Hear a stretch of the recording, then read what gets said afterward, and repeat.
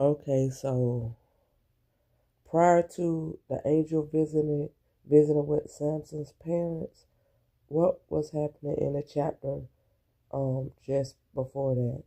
And also, how did Delilah come onto the scene? Was it just because of Samson, or did she have her own story before Samson?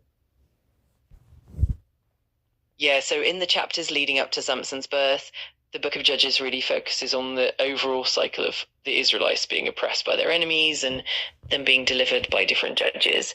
Right before Samson's story, we see a lot of that cycle of oppression and deliverance. As for Delilah, she doesn't have her own story before meeting Samson.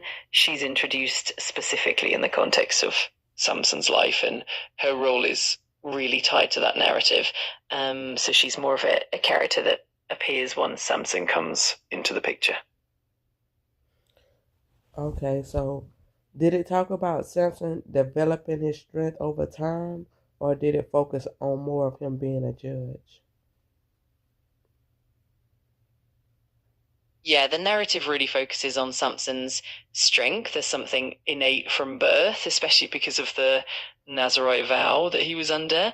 It doesn't really show him developing his strength over time, but rather it's more about his feats and how he uses that strength in different situations. And then, of course, it also highlights his role as a judge, delivering the Israelites from the Philistines. But it's definitely more about his strength and his unique abilities.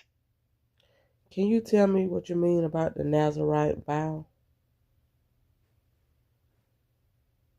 Absolutely. So the Nazarite vow was a special commitment that someone made, often to dedicate themselves to God for a period of time. For Samson, it was a lifelong vow. It included three main things. First, not cutting their hair. Second, avoiding any contact with grapes or wine, so no grape products. And third, avoiding contact with the dead. These rules were meant to set the person apart and give them a kind of special purpose. For Samson, his strength was tied directly to keeping that vow, especially the part about not cutting his hair.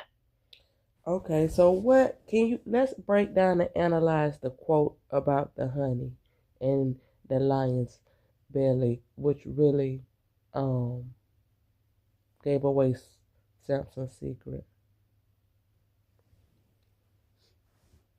Oh yeah, definitely. So that part of the story is when Samson kills a lion with his bare hands, and then later he finds that a swarm of bees made honey inside the lion's carcass.